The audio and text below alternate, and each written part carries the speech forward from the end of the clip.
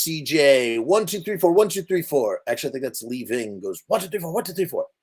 Welcome to tonight's broadcast. We are also live streaming to Twitch, and if you like the Ramones or like talking about the Ramones, come and join us on YouTube, okay? Because we're not really focused on the Twitch, not the Twitch, the TikTok. It's the TikTok. Sorry, I got all my platforms confused because I'm not. I don't know. I guess I'm a millennial, an exennial. Well, I don't know.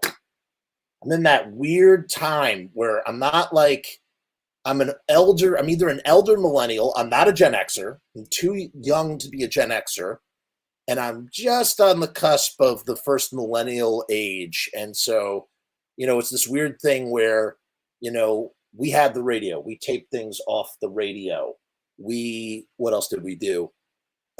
We were there before the internet. We grew up with computers. We're the first generation. That's not true. They grew up with computers in the 80s. I wasn't conscious for the 80s. How about that? I was born in 85. My guest co-host today, Kevin Vonesper, aka Kevin 45, as I like to call him. He was also born in the 80s. I think he's maybe a year or two older than me. I don't know if he remembers the 80s well enough. And the reason why Kevin is waiting in the digital green room, he's waiting in the wings right now, is because he was the one who gave me the idea for the show. He brought it to my attention, and I thought, well, it's only right to have Kevin on, as Kevin is Kevin loves this stuff as much as I do, and we like having him, friend to the show, friend to the network, and he's got his own podcast empire that he's slowly building, although he says he's kind of slowing down a little bit. You could check him out. His channel is in the description. He does a Guar podcast. If you're into Guar, that's the place to go. And yeah, man, without further ado, let's bring him out. Got Kevin. Hey now. Hello. Hey, it's what's me, going on? Kevin Vonesper. I always say Vonesper. It's Von Esper. Well, it's a made-up name anyway, so you can butcher it however you like. Okay, that sounds good. Yeah. How you doing today, man? 84 baby here, so... Yeah, so MTV. We were in that rare generation. Yes. I mean, I guess you would say that the Ramones existed during. Right, we were alive for the Ramones. But we weren't really old enough to see them, but isn't that sad? Like, we're alive for the Ramones, we're not old enough to really see them, unless you had some crazy situation where someone's taking you to shows when you're like 10. I mean, I did see my first rock shows when I was 11, which is about that age where the Ramones were playing their final show. So it's possible, but it was unlikely. I absolutely could. They played their last show when I was 10. So yeah, I was 11, 10. I guess. So 95, yeah, right? I'm late 85. So I could have, and our king in the comments, he was born in 84. So he's with us. And he says, too old for TikTok, right? Still a millennial.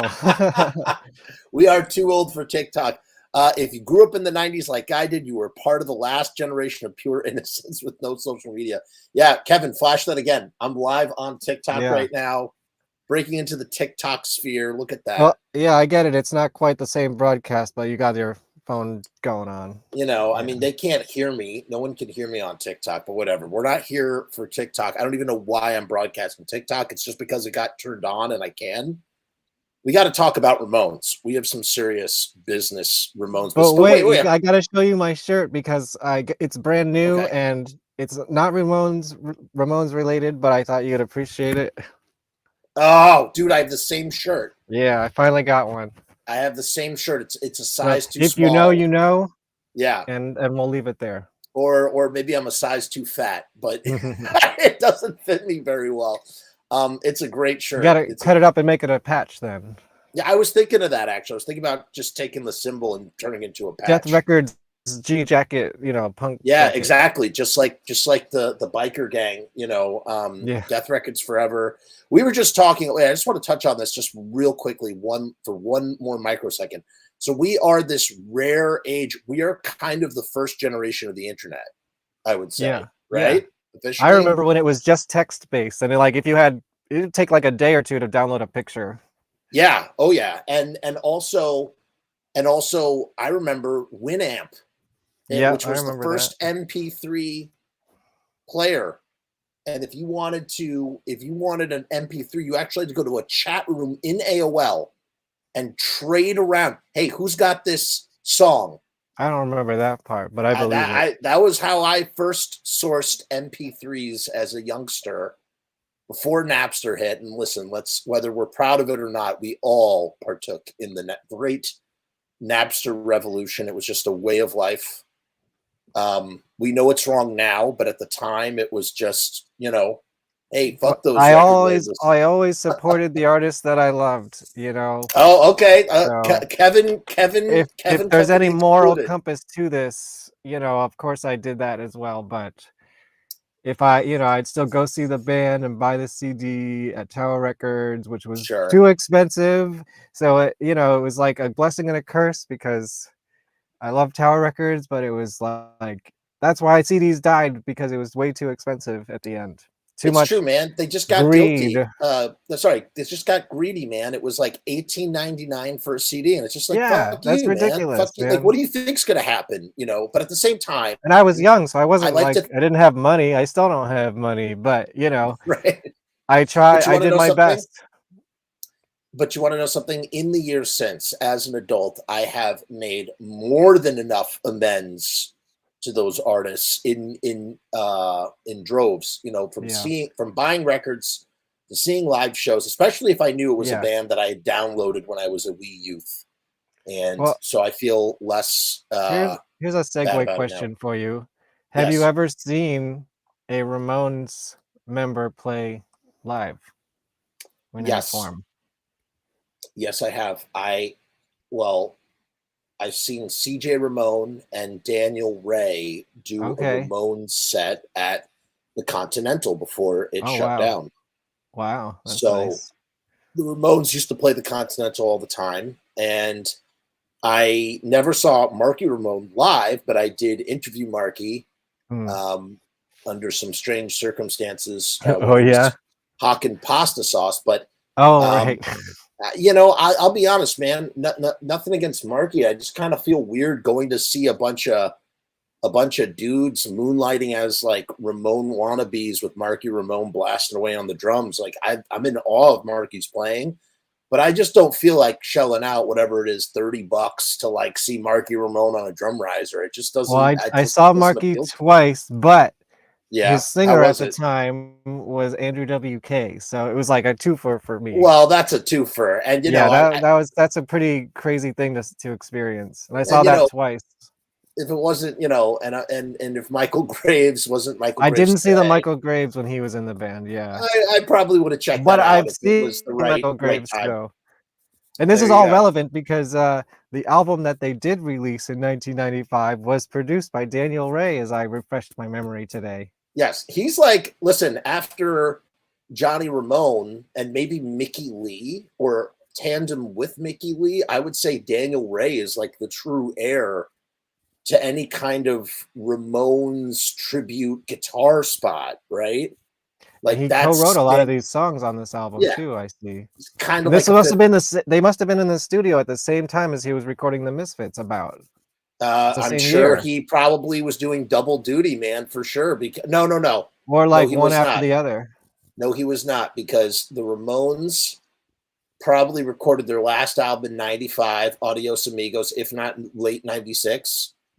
It came out in '94. So probably they probably recorded it. Yeah, and then Misfits didn't record American Psycho, or at least begin until '96 or '97. So it does not overlap. Because this came out in January. Oh no, recorded February '95. However, Daniel Ray absolutely 100%. What's the word? He inherited Marky Ramone's guitar. Not Marky Ramone, Johnny Ramone. It was Johnny Ramone's guitar. My bad. He inherited Johnny Ramone's guitar and sold it for $1 million. Holy crap! Yeah, that guitar went for $1 million. We've covered that before on the channel.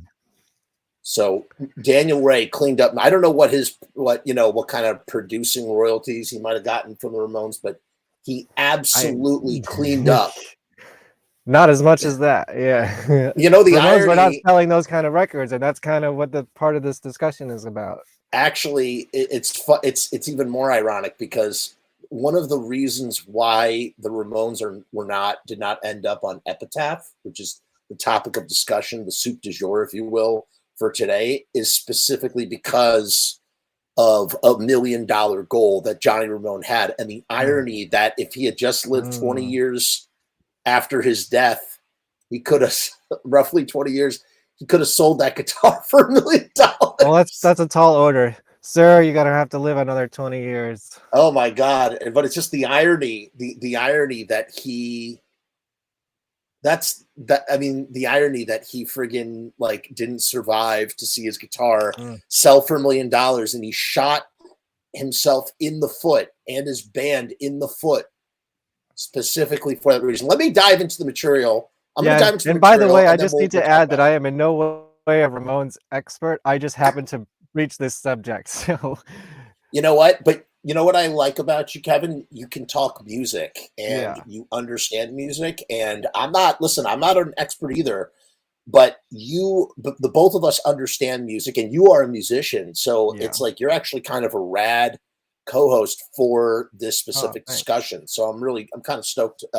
Well, then let me hawk my wares, buy my CDs, Vonesper.bandcamp.com. I got my new Christmas single and my album, Welcome to My Pity Party. And that's all right. I did my promo. I'm in the Welcome to His Pity Party music video. I haven't seen it yet. You will be when it's done. Yeah, I'm working on it very slowly.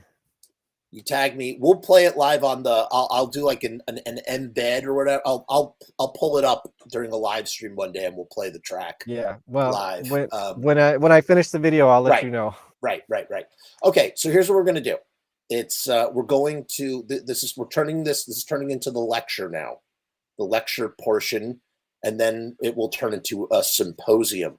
So I have called 3 interviews here with CJ Ramone because the source of this information comes, in fact, from CJ Ramone himself. And I wish I remembered where I originally heard this whole thing. I don't. I just mentioned it thinking it was common knowledge in the Ramones world, and I guess it was not.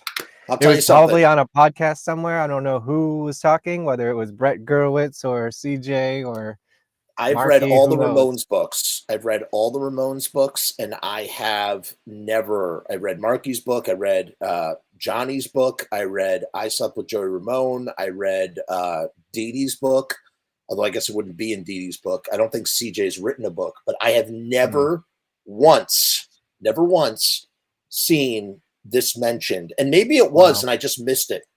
I don't think it's in Monty's book. So to hear CJ talk, people need to know.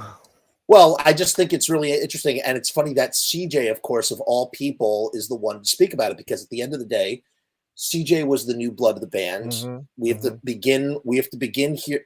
We begin with first acknowledging that Dee Dee Ramone. So Dee Dee Ramone, the creative songwriting force of the band, probably wrote the lion's share of the material with Joey. Of course, that was the core creative engine. He gets burnt out and eventually leaves the Ramones for a slew of factors that we're not going to get into here. And then CJ Ramone, he gets the spot, and he's a Ramones fan. He reveres the Ramones. He comes into the spot, and he kind of gets, he's friends with everybody, but I guess he kind of gets taken under Johnny's wing. At least that's how it always gets told in the lore and whatnot from the things that I've read. And you got to pick a side, right? Johnny or Joey? You got to pick a side, because the dynamic here, that's a good point. Let's bring that up too. The dynamic within the band is as follows, especially in the 90s, whatever, the final lineup of the Ramones, which was stable for about 7 years and probably could have remained stable as long as they wanted to keep going. That lineup was pretty stable. I think they would have just they had a good working relationship. Yes, precisely. And so this was their job, and they did their job well. You had Marky and CJ were kind of like the glue between Johnny and Joey, and kind of could jump from being pals with Joey to being friendly with Johnny, back and forth, that sort of thing. And so here's CJ we're going to read 3 different answers. They're short. We're going to read what he says in 3. These are the only 3 interviews I could find where it was mentioned. And like I said, only CJ brings this up. The first one's from punknews.org, and this is from 2009, I believe. And in it, the question is, so once the band left Sire Records, because the Ramones were on Sire Records for years, and, well, I'll get into that in a minute. Apparently, the Ramones almost signed with Epitaph Records. How come that didn't happen? CJ says, at the time, this is one of the biggest arguments and one of the real times I stood up to Johnny with something having to do with business. Not just this isn't typed properly. Not just our record company contract coming to an end, but the booking agency, that contract was coming to an end, and Stormy Shepard from Leave Home Bookings was trying to get the Ramones to jump on with her. And I started to hear Johnny talking about signing with our manager's label. Our manager was starting up Radioactive Records. And one day we were in the dressing room and I was like, Johnny, you've ran this band for years. You've single-handedly carried the whole thing. I don't understand how you don't see the conflict of interest of signing to your management's record label. Just business-wise, I don't understand how you don't see that. You're really throwing away the last few years of your career. These guys over at Epitaph, they grew up listening to you. They will do anything to give you the commercial success you never had. Putting a pin in there for 1 second, the Ramones always wanted to get a #1 hit. They always did.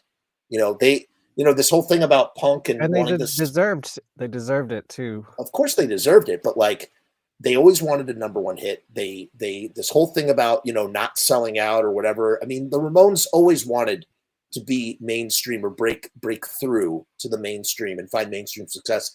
And yes, remember the Ramones wanted to be a pop band and they ended up as a punk band. Very true. Because they couldn't play.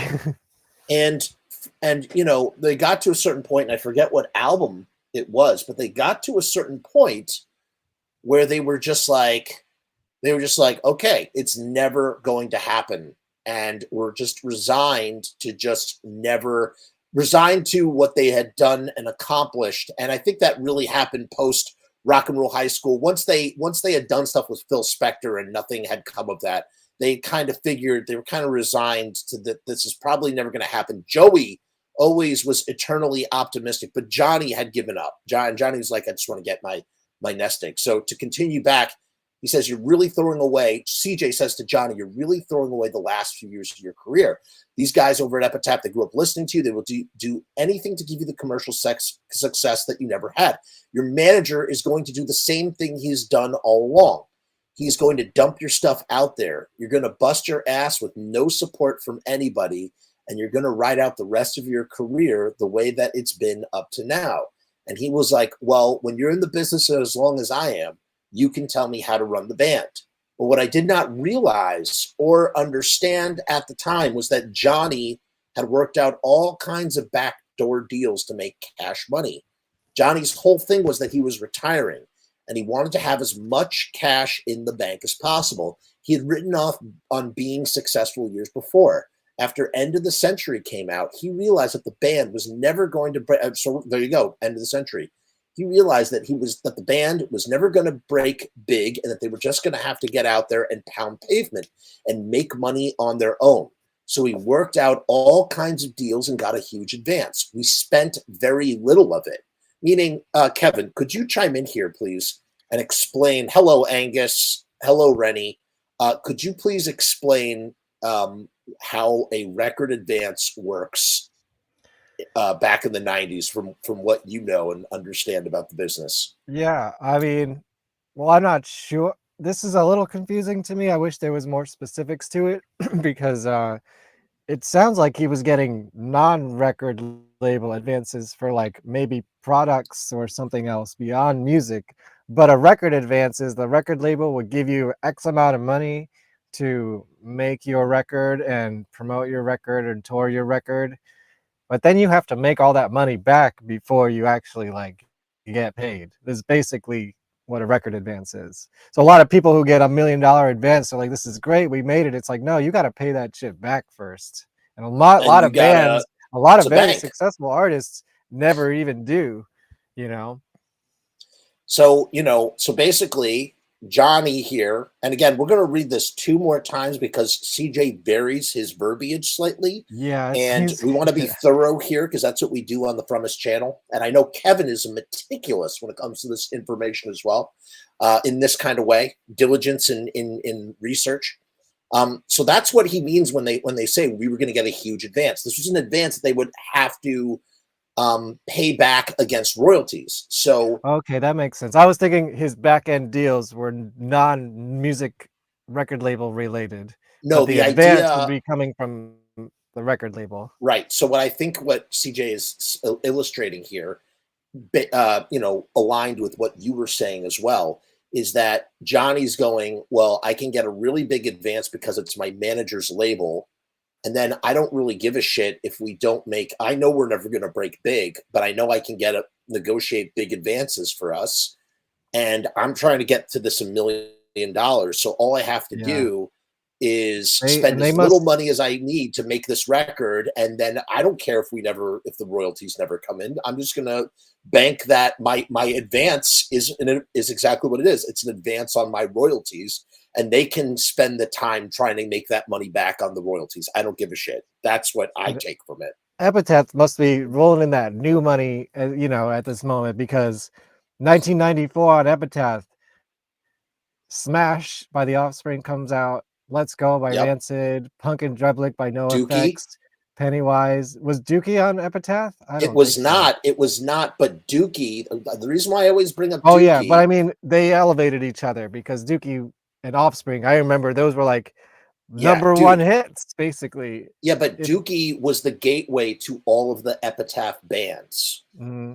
And what's ironic is, and again, we talked about this a little bit on the channel, that Nirvana opened the door for alternative music and then obviously dies off in a big bag way in 94, literally just as Dookie comes out. Isn't that interesting? Yes. And then Dookie picks up the slack. And, you know, for instance, Fat Mike talks about in his book, which is a great read if you have not read it, The Hepatitis Bathtub. He's like, we started to make all insane amounts of money as an independent label because everybody wanted anything that was remotely like that Dookie record, in the same way that anybody wanted anything that could be classified as grunge because of Nirvana.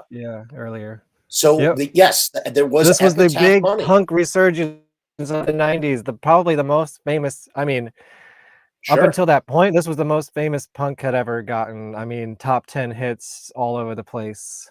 Right, in the sense that, you know, punk had been an international phenomena in the 77, but it had never done actual business the way it was doing in the 90s. I hate Reagan and Reagan trickle-down economics and think that's all bullshit. But here's a scenario where trickle-down economics was actually working. It was trickling down. The big boys were going platinum, like Dookie and whatnot. And then all the little labels were getting to eat off of that success. And everybody, it was fruitful. It was a good time to be an independent recording artist, musician. And it was a great time to be, you know, at Epitaph for sure on some level. But that's where Johnny Ramone goes, here's my out. I've been doing this for decades and it's not working. Really, they were at it for 2 decades. It feels like, it's funny how like the Grateful Dead and the Ramones were like literally around for like, Grateful Dead were around for 30 years. Ramones were around for 22 years, but we feel like it was like these epically long eras. When in reality, you look at like some band like Eve Six has been a band for like 30 years now. Yeah. You know, it's kind of funny. Longevity, you know, in that kind of way.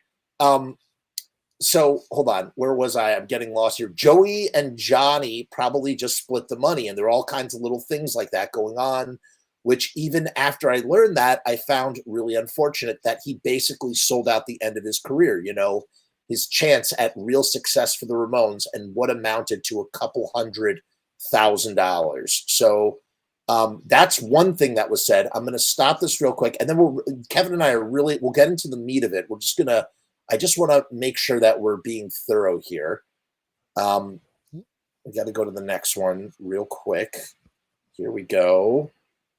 While you're pulling that up, Jamie, do you want a little trivia about Epitaph Records that I discovered? Please do while I'm doing this. Go this ahead. Is not in any of the books, but you know who Epitaph was courting in about 1990 and wait, wanted to sign?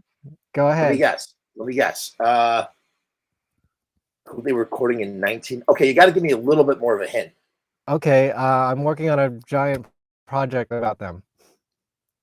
Oh, fucking Haunted Garage, for real?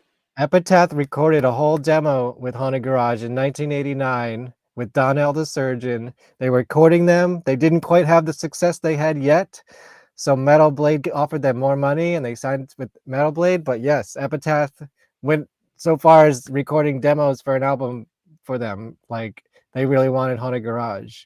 And I'm not sure which label wanted this, but one of them wanted Butch Vig to produce their record.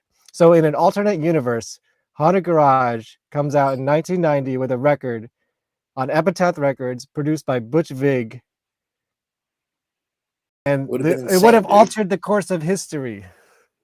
It would have been insane. What's up, Rue Morg? Wow. Okay, we now have our resident Ramones expert is in the house, Rue Morg. Oh, sweet. He can fill in any stuff. And Keith is here. Hi, Keith. He says, "Merry Frumess and a Jeffrey New Year." I love it. Thank you, Keith. And you're coming out with a Christmas song? That was, yeah. So after your stream, I thought about it and I was like, I saw that come up like right after. I was like, yeah. I was like, stop being such a fucking wiener about your voice and shit and just fucking like put it out. I've had that thing for like 6 years and I was like, I can't release this. It's too stupid. And then I was like, you know what? Fuck it. And it is kind of tied into the Ramones too, because as I was reading Dee Dee Ramone's biography, he talked about all the songs he had written before the Ramones, songs that he had written in his head completely and just never did anything with them. They just stayed in Dee Dee Ramone's head, and he was listing off some of the names, and one of them was a song called Christmas in the Crypt. And I thought that what a crazy idea for a song. So I wrote a song based on that title and tried to sing it in my best Dee Dee voice. And that song is actually very much inspired by Dee Dee Ramone and is I want the Dee Dee Ramone Lost Songs collection. Oh my god! Next to the Misfits, black box in the basement collection. Wouldn't that be something? So if you want to hear Christmas in the Crypt, it's on my channel. I'm just telling you, these are just songwriting experiments. There's 3 songs on there. There's Drink Your Blood from 2010. And there's another track called Why Does Love Have to Be This Way? So if you want to hear that, if your curiosity is piqued, go check it out.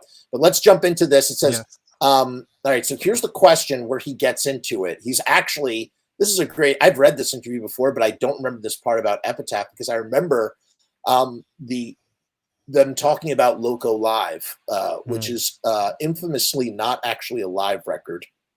It's one of those, huh? Rue is in the middle of cooking for tomorrow's Christmas party at work. Ooh. Hey, Rue, you focus on the cooking, and we'll focus on the entertaining you while you cook. Okay, let's dive into this. This is really small print. I'm going to try my best. It says, what did the tapes sound like before they did overdubs? And he's talking about Ramones Alive. You know what? I'm not going to get, this is so convoluted. The live tracks themselves it never really sounded like a super exciting Ramones show. He's talking about Loco Live, actually. It just never sounded like a really, really exciting Ramones show. I think everyone was too conscious of the fact that we were being recorded, and it sounded a little bit on the stiff side from the get-go. However, it still sounded better than all the little fluffs and mistakes in it than the final product. So it's one of those things, and believe me, I used to hold my tongue in the beginning around that local live thing, all I did was just be like, hey, Johnny, do you think it's a good idea to let this guy produce the record if he's never listened to the Ramones? And he'd go, I see what you're saying, but Gary likes the guy, so we're going to go with him. And I would try to do it like that. But one time I just could not hold my tongue, and I had to say something. Oh, here it is. So he held his tongue on Local Live, but he did not hold his tongue when our recording contract and our management contract were both coming to an end simultaneously. Brett Gurewitz of Epitaph Records was following us around, begging us to let him put out the next Ramones record. See, this is why you always read multiple interviews, because the wording is different, and he's using a lot more detail in this one. Brett is following them around, begging him. Brett, also from Bad Religion. Right. Brett Gurewitz, who founded Epitaph Records. Thank you, Kevin. Who founded Bad Religion and Epitaph Records with Greg Gaffin. Well, he founded Bad Religion with Greg. So Brett was literally following them in Amsterdam. He came to see us and literally was begging Johnny and Joey to let him do it. And then we had Stormy Shepherd. I can't remember the name of her company, but she was booking everybody, all those bands, Rancid, The Offspring. She had an unbelievable roster of bands, and she was booking, and she was saying, I'll put you on tour with these bands that are huge now, because they were huge for the reasons that Kevin and I... huge. They were top 10 hit huge. Right, because of everything we were talking about before. They're your fans. You can do whatever you want. You will be playing in front of kids who like that style of music. So we basically had the new punk empire courting us. At the same time, Gary Kurfirst, who was their longtime manager, had just worked out a deal where he was going to get his own record label. So I heard Johnny and Joey talking about it, and they're talking about going with Gary. And I lost my fucking mind. I was like, Johnny, I can't believe you see the conflict of interest. How can you have your manager owning your record company? In no business universe known to mankind would anybody ever submit themselves to something like that. This is a major conflict of interest, and I can't believe that you've been in the business this long and you don't see that you got an entire industry at this point built around punk rock. So that's a great point that's not made in the previous interview. The idea that punk rock has finally caught up with the Ramones, where the Ramones can do whatever they want. And Johnny and Joey are so tired and burnt out from the whole thing that they're just like, fuck it, let's cash out. They just can't see the forest for the trees. So he says, why would you go with Gary and re-sign with the record company that you gave some of the greatest rock and roll ever recorded to, and that couldn't get you a gold record? It's such a great point. Their greatest songs were given to these guys, and they didn't do shit with it. Why would you continue to work with them? It goes against logic. I don't understand how you could even be considering it. And Johnny's answer to me was short and to the point. When you have as many years in the business as I do, then you can make the decisions. So at that point, I realized that it was completely pointless to try and discuss business stuff with Johnny. So he signed with Gary. The record came out and sold about what Ramones usually sold. And we went and toured in the same shitty little clubs throughout the States that the Ramones did for most of their career. And they retired without ever getting what they strived throughout their careers to get. And that's sad too, because I think the last 4 years of their career could have been the best 4 years of their career. But instead, they just rode the wave of mediocrity out. And granted, they got put in the Rock and Roll Hall of Fame, which to me doesn't mean shit. But to be denied that final shot at true commercial stardom was just a shame. It was just a shame. It was just a shame. But I think there were all kinds of backroom deals and people making money at the back door and under the table and everything else that affects people's decisions. That's the side that nobody really gets to see. But I really wanted to see them get a fucking gold record. And it's amazing. CJ is a Ramone. He's a full-fledged Ramone. He could talk about us getting a fucking gold record, but it's interesting how he says to see them get a fucking gold record, because even CJ understood his place in that band and who he was in relation to that band. And I think that's pretty rad, like pretty humbling of him. to do that. I really wanted to see them do it, and not for me because I could give a shit. I played with the Ramones, and that's all I cared about. I don't need the Rock and Roll Hall of Fame to pat me on the back. I don't need anybody to tell me what my role was or how important I was. Johnny and Joey told me how important I was. Johnny and Joey told me what they thought of me. The fans told me their reaction to me and how I'd been treated. And that is my fucking badge of honor. See, that's why CJ Ramone's a fucking G, man. And that's all I needed. I don't need any of that other stuff. Since the band split up, everybody has tried to minimize what I did in the Ramones. And I told you before, I don't even respond. People say he was no Dee Dee. And the response is nobody could have been Dee Dee, though, of course. But we're not going to go there. That's a whole other huge subject that we can't. And there's one last one. It's a tiny little answer. One last one we gotta look at before we continue. Oh, look who's here, man. Amy, what's up? Merry Frumess to you, Amy. I like this. Instead of Merry Christmas or Happy Hanukkah, it's just Merry Frumess. Fuck yeah, dude. I'm all about it. Hope you're well, Amy. Thanks for tuning in. We got one more. We got one more to go. This is the last one, and then we're gonna bust open this discussion after a quick commercial break, of course. Ratstickers.com. Ratstickers.com. You know, I always think of it as faster because I always listen to you in a faster speed. I know. So I think that's ratstickers.com. We are the bomb.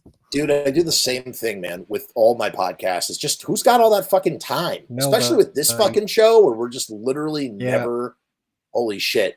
Rennie, you are a genius. Merch, that's a fucking merch item. Merry Frumess. I love it. Holy shit. That's it. It's turning into a shirt. What's the image? Rennie, I'll figure that out. But it's gonna be the Frumess moon face from Trip to the Moon with a little Christmas hat. It's going to say Merry Frumess. Boom. That's a fucking shirt and a half. That's it. Go. You know where you need to get that printed up? Yeah. Oh, yes, I do. At riotstickers.com. Riotstickers.com. All right, let's see here. CJ signs to Fat Wreck Mike's label. Hold on, we got to find it real quick. Epitaph. Here we go. In your old website, I have read an interview in which you said that Brett from Epitaph wanted to put out a Ramones record. Is that true? What happened then? If I remember, well, Johnny Ramone said, no, we already know the answer. We're just doing this super quickly. Yes, Mr. Gurewitz flew to Amsterdam to see us play and tried to convince Johnny and Joey to sign with Epitaph. Unfortunately, Johnny and Joey, I mean, you can't get more serious than flying transcontinental to see the fucking band.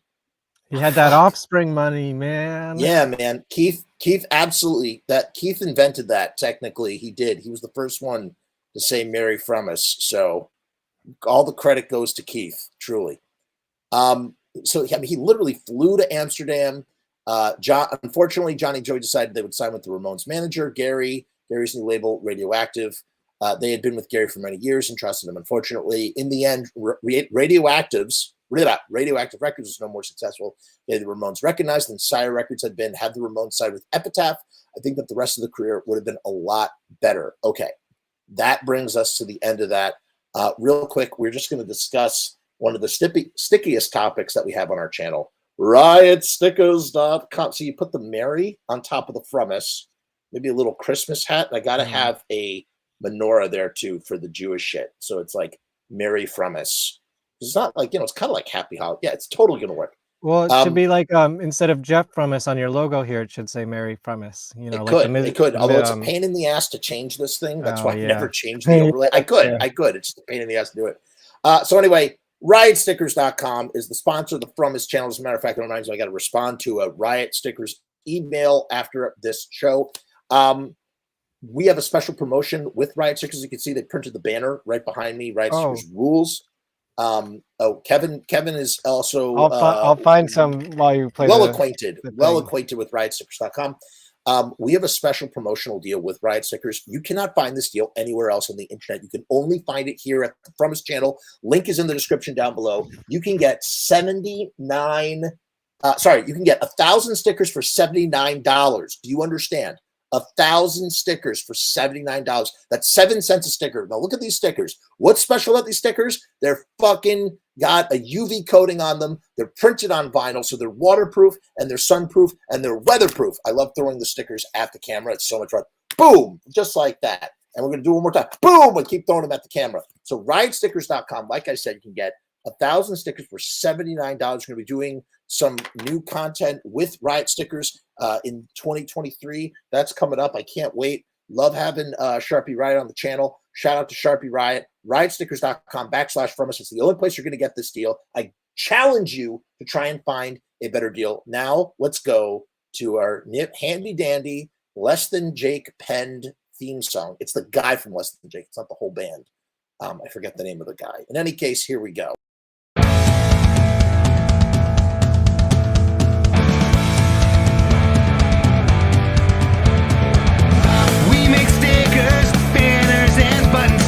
Posters and promo cards, there's nothing we can't print for you. From stage backdrops to bass drum heads, we can print on shirts, we can print on hats, we can print on pants. Cheap prices and high quality, quick turnaround times and free shipping. We also offer free artwork support, great customer service, and so much more.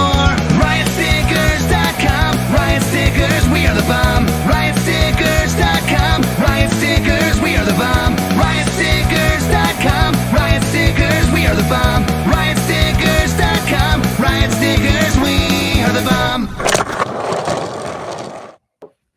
All right, back to the show. Stickers. Yeah, Riot Stickers. Woo! Yeah, thank you, Riot Stickers. Wait, let me try this. Isn't it fun? That's fun.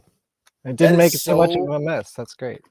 Angus has the song memorized. That's awesome. You know, I saw Less Than Jake recently.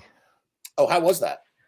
Well, I went to see the Aquabats, but it was cool to say I saw Less Than Jake too. Oh my god! You know, fuck! I knew. Fuck! I missed that show. Yeah, fucking, it's Starland in New Jersey. Oh my god! What a bill! What a great ska. The Aquabats were so good.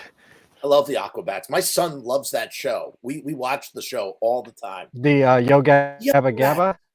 No, the Aquabats. Oh, the Aquabats. You know they created Yo Gabba Gabba as well. I did know that. This is the the Super Show is great. Super Show. Here we go. Oh, it's so freaking good, man. Man, those episodes are super rewatchable. Okay, so now here's the big $64,000 question. Obviously the Ramones were really stupid not to do this. We explained briefly before that Johnny had a plan. He was like, I'm going to retire and I need $1 million in the bank in order to do it. And he's talked about it in his book. And so the idea of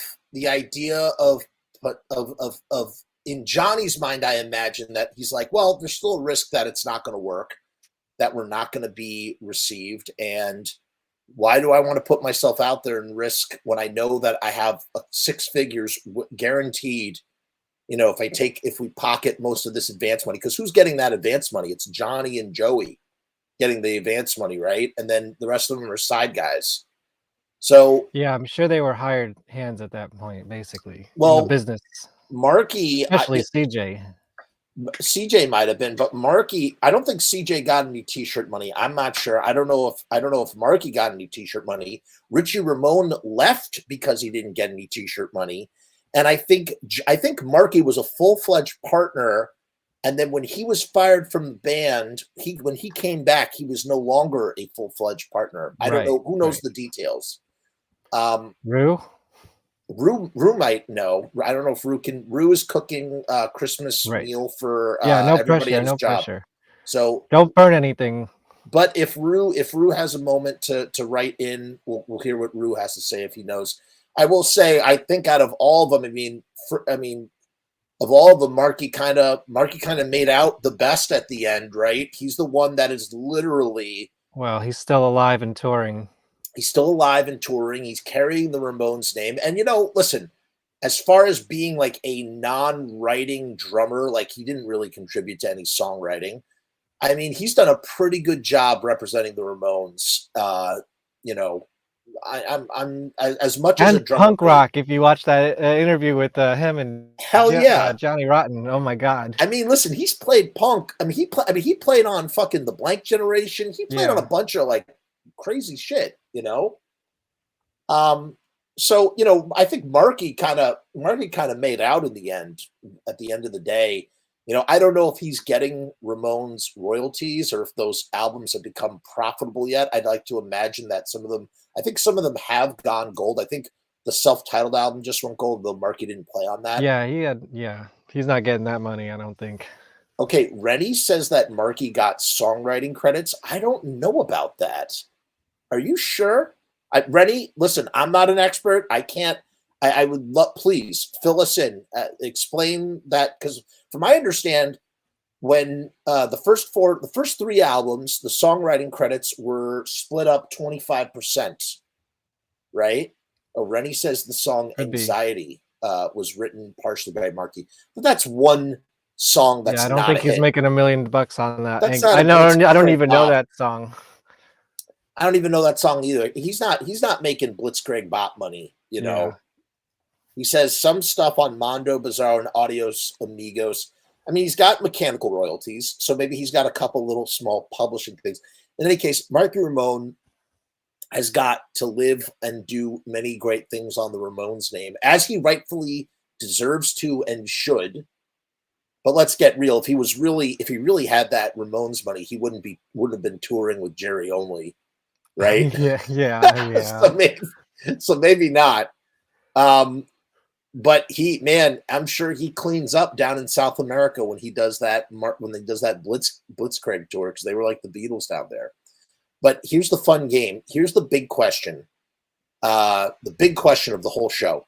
What happens when the Ramones decide to sign with Epitaph instead? We know how things played out with Radioactive. What happens when they sign to Epitaph? I Don't Want to Grow Up would have been a #1 song, I think. Could have been. I think you're right. And it's not even one of their songs, but it's a #1 hit. You know what else? I mean, listen, they almost, Bruce Springsteen wrote Hungry Heart for the Ramones. And it was his manager who said, "Don't you give that song to the Ramones. You keep that song," and it was a #1 hit for Bruce Springsteen. That I didn't know. Yeah, because knew. So then Ramones never did it. They never covered it. They never covered it. But you know, I would like to imagine that the Crusher might have been a minor punk hit. Like everybody would have been down with the Crusher. It's a banger. It's a banger. Even though that was a rap song at first. We have to use the term rap so loosely because Dee Ramone goes, "Hey, I'm going to put out a rap album." And then you listen to the rap album and just about every song is a punk rock song. The Ramones version was a bit better to listen to for me. Oh, it's much better. But the D.D. King version is absolutely a punk track as well. It's not, it's written, there's nothing hip hop. He's just so punk rock, he can't help it. That's exactly what I thought. Dude, I thought the same friggin' thing, that he was so punk rock that he couldn't help but write punk rock songs, even when he was trying to write a hip hop song. When Dee Ramone tries to write a hip hop song, he writes The Crusher. Did Daniel Wright produce that as well? He might have. He might have. Right. But at the end of the day, I want to believe that the Ramones would have exploded in popularity. Maybe they would have even had, I don't know if they would have had like a Dookie like masterpiece album that late in the game. I mean, I was reviewing Adios Amigos before this show, and the production and the songs are there. I feel like with just the difference of record label and promotion and touring, it would have just been successful. Right. I was like, they had that punk rock production. It was good. I think Johnny said it was the best guitar sound he ever had on a Ramones album, and it was very much a guitar record. Okay, Rue knows his stuff, man. Rue says that Marky sued for royalties around 2002, but he doesn't think he ever won any of that. Now, all of a sudden, Marky Ramone playing with Jerry Only really makes a lot more sense, because he probably sued, didn't win any money, and was like, shit, I'm in the hole. I need to make some money grab. Yeah, make some money. Daniel Ray did produce the D.D. King record. Oh, he with did. The Crusher on it, yeah. That's crazy.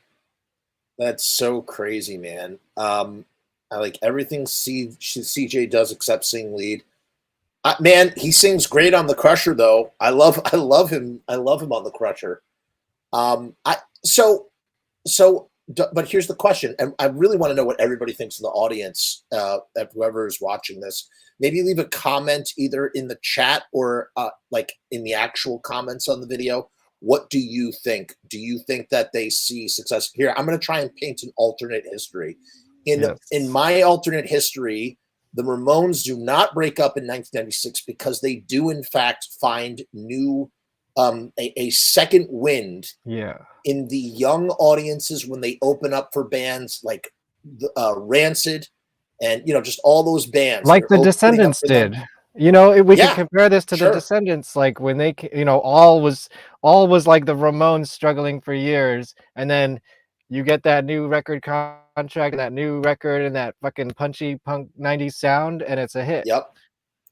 Yep. And Ramones probably would have had a track or two. I can imagine like I Wanna Be Sedated being like re-released on a Punkorama or something. Like they absolutely would be on one of those Punkorama compilations that we love so much or have talked about in the past. And I think they would have continued on. Now here's a question. Would they have gotten into the Rock and Roll Hall of Fame in 2002? No, I think that might have happened later, because if they were still like out there as a working band, here's something else too. I bet you they make another movie. They make a movie in like the late 90s. Yeah. They make a movie along the lines of like Detroit Rock City. Adam Rifkin like directs a Detroit Rock City style Ramones. I mean, Detroit Rock City is basically Rock and Roll High School for Kiss anyways. Exactly. And that's one of my favorite fucking movies, even though I'm not a Kiss fan. I love that movie so much. That's from my formative. Yes, Keith, you're right. I'm enough of had Ramones Fest, dude. Maybe. Fuck yeah. Oh, there would have been a Ramones Fest for sure. Angus says, I remember D.D. King on MTV 120 Minutes sometime in the 80s. Immediately, I thought it was so bad that it was funny. That's kind of what D.D. King is exactly. Yeah, it's a car crash. And it's funny. It's like, it's hilarious. Yeah. For 30 minutes, you can like laugh for a little, you would have had another Ramones movie. I think it would have been like something like that. And then I think the Ramones, maybe they do eventually retire. They retire a lot later. I'll tell you one thing. I don't think that Joey or Johnny would have died. I think part of the thing that killed those guys was retirement. And I think when their bodies slowed down, it allowed the stress from touring finally caught up with their bodies. And that's how they did a lot of touring. Those guys dressed it. Yeah. Their bodies. I asked Monty, I had Monty Melnick, the Ramones tour manager, on my show, Pizza Punk. You should all watch that episode. I asked him, I said to him, I was like, hey man, it's kind of crazy how they both died of cancer. Well, Joey, Joey's decline happened because of a broken hip, but at the end of the day, it was lymphoma that ended up getting him. But they both died of cancer within 2 years of each other, and I always wondered if that had something to do with their rigorous touring schedule. It just decimated their immune systems in a way that they started to the onset of cancer happen. Doesn't explain Marky, but I don't know. Who knows, man? Could be. Those are the two dudes who were in the band from the beginning all the way to the end. It's just interesting to me. I mean, Giants tend to die earlier, I'd say. I don't know if that's a scientific fact, but Joey had a lot of body to keep healthy. Right, because Joey was. You ever see that picture of me with his pants? No. Oh my God. I have to always explain what it is when I show it to people, because it looks like I lost a lot of weight, and I'm I'm showing like these giant pair of pants. But my friend Tony, you should have Tony on Pizza Punk. Oh yeah. Yeah, he's fascinating, and he actually played drums on a DD Ramone record, and live, I think, once. So, Okay. I anyways, would do. he's a designs clothes, or he did, and he created Joey Ramone's pants that he was wearing like on TV and when he was doing shows with his solo band before he died, Wow. and he customized them so that you could kind of like Lunge. rip away pants like with the buttons on the side, because he was just too big to put on regular pants. My So they had God. to actually like button them on and off of him. And so I don't think it ever happened, but they were supposed to put that out into the world, like as a product. And so I was doing some promos for him, and I got to hold up Joey Ramone's actual pants, and they're just gigantic. They come up to like here on me. He was 6'7", Joey Ramone? I'm not sure, but he was Something a like massive that. dude. Yeah, He was a big dude. and Lou says, okay. that's actually the producer who's doing the Handsome Dick Manitoba thing this week. Oh, So, yeah. Handsome Dick is doing. Yeah, a thing. you should talk to Tony. He would be a great interview. Yeah, let's do it. Is Handsome Dick? Does he still own Manitoba's? You know what? I don't know if Manitoba's is still a bar, and I Oh my God. am shameful to say I don't know that much about his history. Oh man, you got to listen to Dictator's "Girl Go Crazy." His classic album, just awesome. Rue says same time period. Marky joined Jerry Fitz 01, which was terrible. Same night I seen them perform. I told Jerry they needed another singer. Marky laughed. Then asked. Sorry. Marky laughed. Then Jerry asked for my number, and then I laughed. That's an amazing. You could have Rue, been. No, I think Rue might have told us this story before. Rue, I sort of remember you saying that in the past. That was so funny when he was in the Misfits. He was just playing Ramones beats, and Jerry was just putting the Misfits music over it. It was just like, what the fuck's going on? It's like Jerry here? trying to like tell him like how he wants him to play like the Misfits beats, and Marky just going, nobody tells me what to do. Yeah, nobody tells Marky Ramone what to do. He just does his thing anyway. Yeah, Rue, I feel like that was like two years ago you told that story. I remember that story. From just like as soon as you said it, like I just snapped back memory of you telling that. But it's a great story. I'm glad you told it again. As we tell stories here multiple times. I just imagine Jerry like, no, Marky goes like this. As if Jerry could tell Marky how to play drums anyway. And then Marky's just like, nobody tells Marky Ramone what to do, of the world famous Ramones. I toured with the Ramones for 15 years. Marky's Ramones drum beat. Jerry's just like, bang. Yeah. No, that's funny. That is really funny. God, those two. We're gonna find out. We're gonna hear more about that period, right? Yeah. We're gonna hear more about that period when when I'm sure Dez was holding that lineup together. Yeah, poor Dez. He's just probably like, oh God, what I do for a paycheck? Like just, or shrugging his shoulders going, it's a paycheck. That sort of thing. It's a living. Exactly. Right. Blood Brothers, great Dictators record. Stay With Me. I Stand Tall. Yeah, I have to do some homework. Yeah, it's great, but it's not my thing. I'm just working it. So Girl Go Crazy is my favorite. If you're in New York, record. It's an event at Berlin, the Club Berlin in New York City on next Thursday. It's happening. I guess it's going to be sort of like a interview retrospective kind of thing. Yeah, I'm not totally sure. I think that's just, he's trying. He was kind of forced out of the Dictators, and talk about a guy who could tell you a million Ramones stories too, because he was good friends with the Ramones. But yeah, he was kind of forced out of the Dictators. Dictators came back sort of. I don't know. I thought their single was okay. No, there was a band without him. Well, the band started before Handsome Dick Manitoba. There was the Okay. band. They had a band. Anyways, that's getting sidetracked. The point Right. is, the producer of that show next Thursday, Tony Wolfman, used to make Joey Ramone's pants. That's awesome. Yeah. So anyway, so yeah, I mean, so in my mind, they keep going. Maybe they have another decade of life in them, maybe more. At least an album or two, you know. I think they would have found success ultimately. I think they would have found success. I think that they would have found they would have done a what's it called, a rallying lap, maybe is what it would. What would you call it? Not a Yeah, you know, they could have done like the last show, but like as a full tour with all the guests coming out, like Tim Armstrong and all those guys. Sure, I think that would have happened, but that would have happened in 2010. Right. You know, like I could see, you know, and again, you know, it's easy to speculate because I'm sure, like, you know, if Monty Melnick, you know, heard us talking like this, he'd probably laugh and be like, "Man, you have no idea, like what." And we don't. Just to put it out there, we have no idea. We don't. We really don't. But I know Epitaph was wildly successful. The Offspring, like I had Offspring and Dookie, you know, when I was in 4th grade, and it was like the biggest thing in the world to us.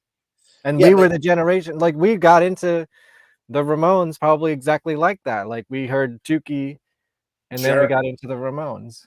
I definitely heard Dookie before I heard the Ramones. Or maybe I had heard, you know, I probably had heard. I'm sure I was familiar with some of the songs because of pop culture, but like actually listening to the punk rock, you know, that came through the mainstream at the time. Ryan Epitaph says, and I think Ryan I don't know what else. Ryan LL says, I think Daniel Ray was responsible for the last great Ramones record being so good. Same thing with the Misfits reunion record. Yeah. I mean, listen, he's a genius, dude. He's an awesome dude. But you know, I think imagine if Mr. Brett had produced the Ramones, you know, Brett Gurewitz, and they go out. That Stranger Than Fiction is one of my favorite punk records of the 90s. So dude, if they would have done anything like that, I'd love it. They would have done Warped Tour. They probably would have done Warped Tour every year in the late 90s. Well, the first Warped Tour was 95. Oh.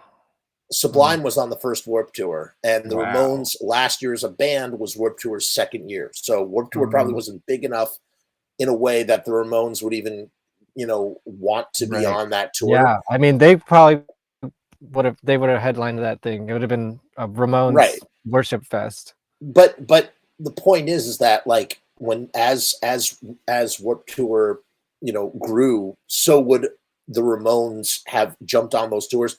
Then, you know, in the 2000s, the Ramones would have just been, you know, they already had merch at Hot Topic, but you know, the Hot Topic but would have come in there. Would that have happened if they hadn't disappeared for a while first, you know? Maybe if they were still a current band, I don't know if their merch would be as like the brand that it is now.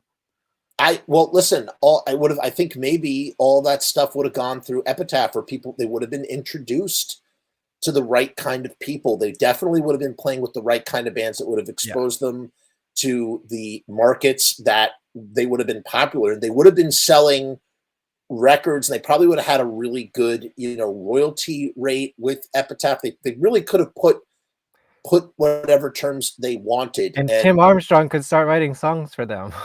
As a matter of fact, you know, that's another thing we didn't consider. You have to imagine that people would have been jumping over each other. Fat Mike, Tim Armstrong, you know, Bad Religion guys. They all would have been jumping over hand and foot to write a Ramones track or co-write a Ramones track.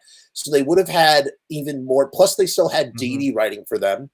I mean, they really set themselves up. Maybe even like put them on the record, you know, like have like guest spots on their record and So all right, let's take it back. All right, ready? You said they could have done a whole tour with that last show, but how about this? That their comeback album is what their final show was. Basically, right? yeah. So their comeback Epitaph album has fucking throw Eddie Vedder guest on there or whatever, you yeah, know. they all are fucking on there. Like they're all on there, and then that's the record. That you know what that record is? That record is Iggy Pop's Skull Ring from 2003. I don't know if you're familiar with that record, but that was I'm familiar with the record more than the material on it. so that was the Stooges reunion. Yeah. That had Sum 41 when Sum 41 was like Was Fat Damien Lip on that Sum record, 41. right? It was huge. Peaches was on that record. Oh Green man, Day, yeah, exactly. Green Day was on that record. Except I think the Ramones record would have been better because no, but my point is not to compare the two. And no, who yeah, played yeah. guitar was Damien. Pete Marshall Right. played That's guitar what I on was all gonna the say, yeah. Rose tracks. I listened to your interview with him about that. And Right. So Blood on Your Cool, one of my favorite Iggy tracks, is co-written by Pete. But the point is that that was a big comeback record for Iggy Pop. That's what propelled Iggy Pop into like remember how huge Pearl Jam was at the time too. Right. So to have Pearl Jam, to have Eddie Vedder on the Ramones record, they could have done to the Ramones what they did with Neil Young. Actually, I'll take it one step further. Now that we're really blowing this thing wide open, there was a tribute record to the Ramones, and the Rob Zombie one? Metallica was on it. Rob Zombie was on it. Yeah, Kiss the Rob did Zombie a record. produced one. Yeah. U2 did a song, and that would have been We're a Happy Family. Right, We're a Happy Family. So what you would have had was you would have had the Epitaph All-Star record, and then you would have had the Ramones tribute record, but they both would have been Ramones records, but just with guests. Right. And they would have and then the Ramones, what they would have done is they would have basically Santana'd themselves. Santana, who languished in obscurity, relative obscurity for a while after being. And the only song I know of them is that Rob Thomas song. Right, but what happened was Santana did the most genius thing ever, and it right around the same time period. He did it in '98, so you know it would have worked because it worked for Santana. And what he did was he just teamed up with every fucking hot pop act of the time. He had Rob Thomas, he had somebody else, he just had all these fucking people. And Supernatural, that thing went quadruple platinum, man. I mean, it exploded him, and he was suddenly everywhere again and relevant. And that's what would have happened with the Ramones had they signed with Epitaph. Meanwhile, Gary just didn't give a shit because he's like, it's business as usual with the Ramones, and they went with what was safe. I was looking at Radioactive's roster, and they had some pretty good bands on there. Who do they have? Let's see, Ramones, Big Audio Dynamite, Delight. Wow. Which was awesome. Groove is in the Heart. That was a hit. That was a huge hit. Talking Heads, Eurythmics, Tracy Lords. Whoa. Angelfish, which is Shirley Manson's band before Garbage. So that blew up when Garbage hit. So I know I had that. They had a roster that was bigger than just the Ramones. Yeah, but I guess they just didn't care. It was just like, we'll do the Ramones thing again. Because they knew they could go to Gary, and Gary would give them a huge advance. And that's all that Johnny cared about at the end. That was Johnny cashing out. He's like, and that must Johnny have been the backroom deals, because like I said before, advances usually you have to pay back. So maybe they were just like, hey man, let me just give you some under the table money to make this happen. Plus a signing bonus, right? You have a signing bonus, and you have like he probably was like, look, I have a 4 or 5 year end game plan that will net me $1 million. And you know what's crazy? And here's the other thing too. Here we are planning out the Ramones alternate universe career, but we're not acknowledging the fact that Joey was really sick. And that's the reality too. Joey was really sick. Johnny probably knew that Joey was sicker than he maybe let on. And they probably knew that we need to, part of their hanging it up had to do with Joey's health. And Joey just could not. Joey had cancer. He had cancer. I think he had cancer in 94 and 95. Like he had cancer in the last couple of years of the months. So we're talking as if they had another 15 years in them. So I think two factors here. One, that everybody's health was good. and 2, that they signed with Epitaph. And I think the Ramones probably would have been in the Rock and Roll Hall of Fame class of 2010 with the Stooges. They would have hung it up.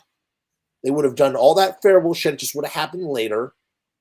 And that would have been the end. And here's another alternate history idea that I just came up with because of the connections here. So Gary, what's his name? Kurfirst? It's hard to pronounce his last name, although I can't pronounce anything on this channel. Mr. Gary, who's credited with getting, or I guess brokering the deal with Shirley Manson joining Garbage, right? Yeah, okay. Maybe Butch Vig would have produced a Ramones record in like 1995. Absolutely. I absolutely, man. I don't see any reason why. Oh my God. So in that alternate history as well, you know, it's like Butch Vig is going to be producing Smashing Pumpkins, Nirvana, L7, Haunted Garage in this alternate history, and then the Ramones. And Garbage, I wonder if he got any points on Nevermind. I'm sure either way it made his career very nice for the rest of his life. For sure. But sometimes if you produce the right record, if you're a producer and you produce the right record, you get points on that. Meaning like you are a part of the secret sauce and you get royalties yourself. And I hope he does, because he's really part of the reason that's a successful record, like a huge part of mean, Rick Rubin, I think, gets points on all the stuff he produces, and he's produced a lot. Well, he also has his own thing going on, so that's true. But you look at Blood Sugar Sex Magic alone, like that, just that one record that he produced, like the millions of dollars he probably made from that one record, like it's insane. It's literally insane. So I guess that kind of wraps it up. Rennie says, I'm personally glad that they stopped when they did. They didn't embarrass themselves. I don't think so either, man. I think they stopped on their own terms. I think they embarrassed themselves a lot up to that point, though. Really? I feel like I feel like they didn't go out on top. No, they just kind of fizzled out. It was kind of sad, you know. I don't know, man, because you want to know I see what you're saying, but at the same time, my counter to that is that they made the conscious choice to stop. Death didn't stop them. Yeah, that's true. Like there were so many things that could have stopped them, and they were like, no, this is our last tour, and we see that we're like diminishing returns, so we're stopping, and we're stopping now. So I think on that level, that's what makes it a success. So yes, you can, because I got to be honest with you, the thing that happened with the Ramones is the Ramones were kind of like this unchanging thing, and diehard Ramones fans like Rue or somebody will probably be like, well, Jeff, I mean, there's a lot of like mini evolutions. Like you look at Joey's voice changed over the years and stuff, and not for the worse. Their album production, changed. But like you go see a Ramones show, it was the same thing pretty consistently. Right. And from the outside of like maybe diehard fandom, I think anybody would tell you it's this unchanging thing. So what do the Ramones do? This highly competitive band, what do they do to keep up with all of the youth bands and all the other bands? Because Johnny always thought they were in competition. They played faster. They started playing faster. And nothing, and here's where I disagree with you in the sense that when you watch that last live show, they are playing so fucking fast. They are so tight as a band. They are so intrinsically, musically synchronized. That nobody had anything on them. Nobody was as fast. When you look at Johnny, they did fast better than the Misfits did. I'll tell you. They did fast. They did fast better than anybody. And what's scary, and here's a testament to Marky Ramone again, because we kind of I bagged on Marky. I was kind of ribbing him. Here's a testament to Marky Ramone. Marky Ramone now, and maybe I don't know, maybe he's lost muscle mass, or maybe he's 30 years older than he was when he played that final show. But I got to tell you, Marky Ramone now, when he does when he plays those Ramones, those Blitzkrieg shows, when I watch him on YouTube, like holy shit, that guy is still he's like a well-oiled spring trap. He hasn't lost any of his sheen.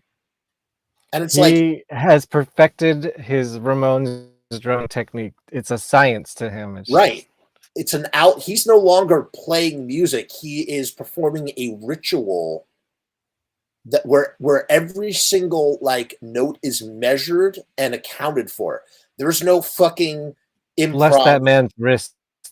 Bless that man's wrist. And you got to think like to fight arthritis as you grow older, the fact that his wrist, because again, all of the Ramones' power, the secret to the Ramones' power is not his arms.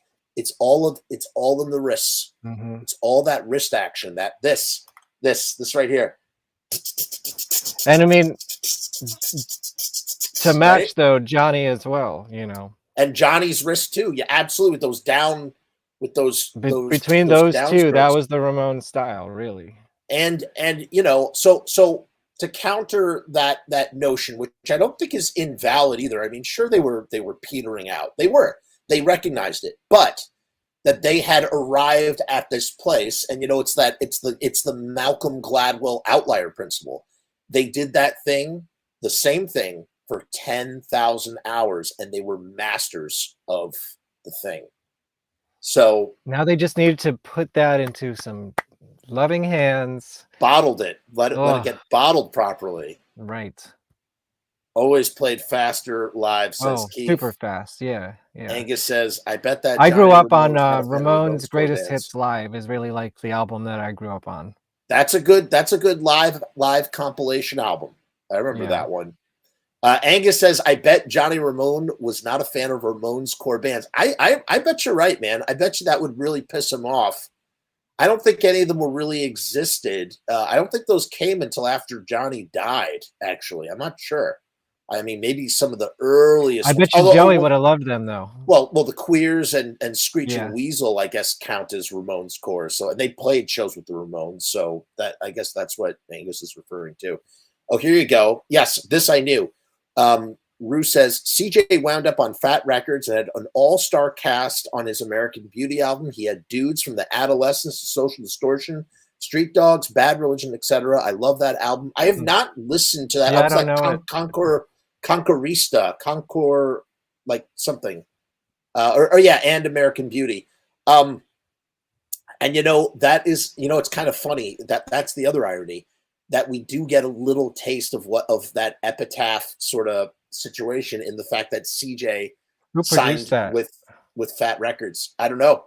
By the way, fucking Fat Records is produced. Fat Mike produced a new Fishbone record, which I'm super stoked for. Yeah, that's gonna be rad. Very, very excited about that. Trying to think what else I wanted to say here for I think we can wrap this up. Sort of shot our wad here. Covered good ground. Talking about Johnny Ramone, Ramones core bands, Screeching Weasel, CJ winding up. Oh yeah, CJ now. So CJ's kind of retired he's kind of retired the CJ Ramone moniker as like a music making entity, and now he just plays bass for Me First and the Gimme Gimmes. Really? Yeah.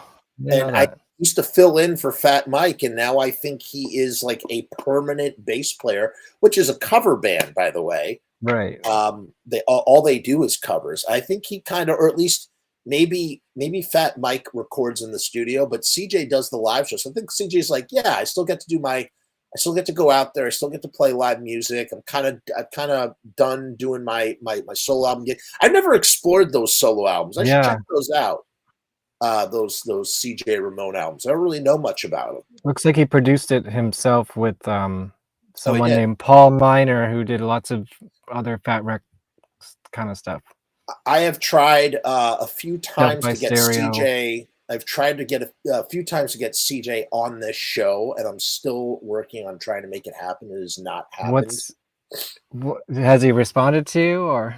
He has not responded to me, but I've seen him on other shows where I'm like, fuck, man, if he goes on that show, I could definitely get him on my show. It just hasn't happened yet. You know who's coming on my show, actually, I'm excited for, that punk rock presenter, interviewer chick, Erin. You see her with the big spiky hair?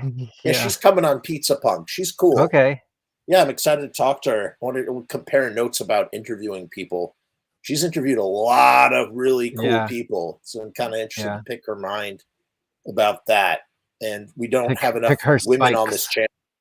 There's never any women on this channel. It's always just dudes. I just like, I need to like. Sorry. Yeah. Damn it, Kevin, put on a dress now. Yeah. Yeah. No, I've had like 2 female guests on my channel, which is kind of. You had Emil and the Sniffers. I had who? The Sniffers. No, I didn't.